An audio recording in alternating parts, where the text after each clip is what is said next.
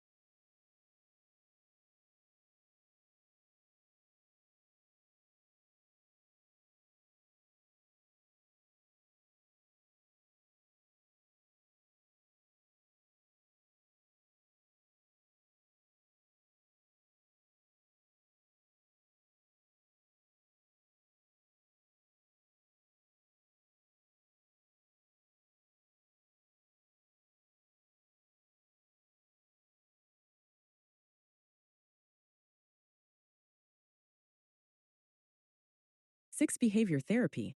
Martin M. Antony.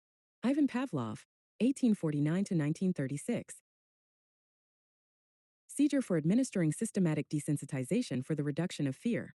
In the abstract, they concluded that an apparatus designed to administer systematic desensitization automatically was as effective as a live therapist in reducing phobic behavior, suggesting that desensitization is not dependent on a concurrent interpersonal interaction. Page 220. Furthermore, there has been a growing literature supporting the use of computer-administered treatments in self-help treatments, which raises the question of whether the therapeutic relationship is important. Despite these findings, a large body of research has clearly concluded that a strong therapeutic relationship is indeed important across all forms of psychotherapy, including behavior therapy, Norcross, 2011. For example, therapist factors such as empathy, positive regard, congruence and genuineness, and self-disclosure have all been found to contribute to positive outcomes in psychotherapy. This is not surprising from a behavioral perspective. As reviewed by Antony and Romer, 2011, these characteristics might be expected to facilitate change because they provide immediate social reinforcement for desired behaviors model desired interpersonal skills, and promote engagement in therapy, compliance with homework, and collaboration toward treatment goals. Behavioral strategies are generally effective when they are used as prescribed. The challenge in behavior therapy is to keep clients motivated so that they are fully engaged in treatment and so that they invest the time and energy needed to benefit from therapy. For those who are ambivalent about treatment, clients can be helped using techniques such as motivational interviewing, a therapy designed to strengthen a person's motivation and commitment to change before starting behavioral treatment. Motivational interviewing has been used to improve outcomes during CBT for substance use problems, eating disorders, anxiety disorders, and a range of other issues. Arkowitz, Miller, and Rolnick, 2015. Process of psychotherapy. Format and structure of behavior therapy. Compared to most other forms of psychotherapy, the structure and format of behavior therapy is quite diverse. Therapy often consists of individual meetings with a therapist, but it may also be administered in groups or with families or couples. For example, in cases where family members subtly reinforce maladaptive behaviors, they may be invited to join one or more therapy sessions to learn strategies that will keep them from continuing to reinforce the client's problem behaviors. Behavioral interventions are usually administered by a therapist, but they may also be directed by others, e.g., parents, teachers, healthcare professionals, prison guards. Treatment strategies can also be learned through self-help books, internet-based programs, mobile apps, and other methods with minimal therapist contact. Like other forms of psychotherapy, behavior therapy sessions often last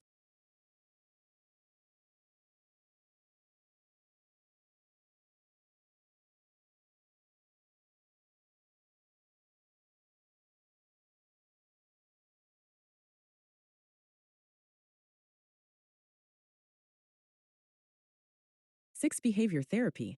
Martin M. Antony. Ivan Pavlov, 1849 to 1936. B. F. Skinner, 1904. For example, a client role-playing a job interview, monitoring forms and diary. Self-report scales. Self-report scales refer to questionnaires that assess behaviors or other domains of interest, e.g., levels of depression or anxiety. They are typically completed using paper and pencil versions or on a computer. Unlike behavioral observation and interviews, which can be expensive and time-consuming, self-report scales are typically quick and inexpensive to administer, score, and interpret. They are also often standardized and empirically supported, with evidence of both reliability and validity. The main disadvantage of self-report scales relative to other methods is that they may not provide specific information about a particular client. Rather, they typically provide little more than an overall score that offers some indication of the severity or intensity of the construct being measured, e.g., how severe a client's depression is. Psychophysiological assessment.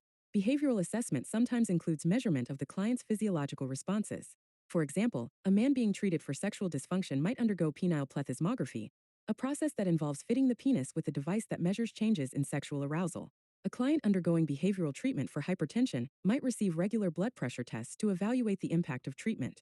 Clients being treated for sleep disorders often undergo assessments to measure their body movements, brain activity, muscle activity, or eye movements while sleeping. Finally, individuals with anxiety disorders may have their heart rate or skin conductance measured over the course of treatment, as these can provide useful objective measures of the physical aspects of fear and anxiety. Treatment planning. Before therapy begins, the therapist and client set treatment goals. Goals should be both specific and measurable. For example, a client's goal to stop hitting my children is a more appropriate behavioral goal than to become a better parent, which is both vague and difficult to quantify. Relatedly, goals should be anchored in particular behaviors or outcomes. For example, a client who wishes to be more successful at work must first identify exactly what it means to be successful, e.g., working more quickly, making fewer mistakes, receiving more positive feedback from supervisors, making more money. Goals should also be realistic and achievable. Finally, timelines should be set for achieving goals. Behavior therapy encompasses a wide range of techniques, and knowing which ones to use for a particular client can be a challenge. Two main methods are used to select treatment strategies. One is based on the results of a detailed functional analysis, and the other is based on the client's diagnostic profile. In practice, both methods are often used to varying degrees. Using the first approach, treatment strategies emerge from the results of the behavioral assessment. For example, if the assessment determines that a client's depression is a function of reduced activity, then treatment would likely involve behavioral activation, a strategy, discussed later in the chapter, in which clients are encouraged to increase their activity levels. Similarly, if the client's excessive alcohol use is determined to be reinforced by his or her social milieu, e.g., working in a bar, socializing with friends who drink to excess, then treatment might focus on changing patterns of reinforcement in the environment, e.g., helping the client to find a new line of work or to make new friends. The second approach involves selecting treatment strategies based on a client's diagnosis. Increasingly, behavior therapists rely on established manualized protocols for treating individuals with particular disorders or problems. Over the years, conducting research on behavioral treatments for specific problems has necessitated the development of manualized treatments to ensure consistency in how the treatments are administered in studies. In addition, the use of evidence-based protocols in routine clinical practice increases the likelihood that treatments will be administered in the same ways in which they were originally validated. Despite the advantages of using treatment manuals, relying on standard protocols has also been criticized on the grounds that clients in clinical settings may be different than clients who participate in research studies, who are often carefully screened. Of course, the most useful manuals are often not the ones that are most heavily scripted. Instead, they allow flexibility to accommodate the needs of different types of clients. Selecting treatment strategies based on a client's diagnosis as opposed to a detailed functional assessment may be particularly useful in cases where clients with a particular diagnosis are relatively homogeneous, when there is a powerful treatment available for the client's disorder, and when the time and expense of completing a detailed behavioral assessment is greater than any added benefits of doing so. For example, people with specific phobias, e.g., phobias of spiders, heights, needles, almost always respond well to brief exposure-based treatments, Ham 2014, and virtually all published treatment guidelines agree that exposure is the treatment of choice for specific phobias. Exposure-based strategies. Exposure is one of the best studied and most consistently effective behavioral techniques available.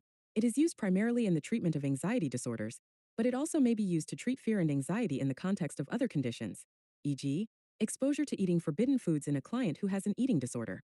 Essentially, exposure involves confronting feared stimuli directly instead of avoiding them.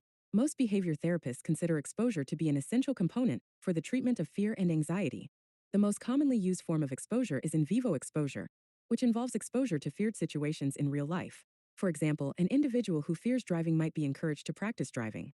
Someone who is frightened of social situations such as public speaking or meeting strangers might be encouraged to practice encountering these situations. In vivo exposure is often practiced in the therapy session with the therapist present, as well as between sessions for homework. A second type of exposure is imaginal exposure, which involves exposure to feared mental imagery. As mentioned earlier, imaginal exposure was a core component of WALP's systematic desensitization. However, today imaginal exposure is most likely to be recommended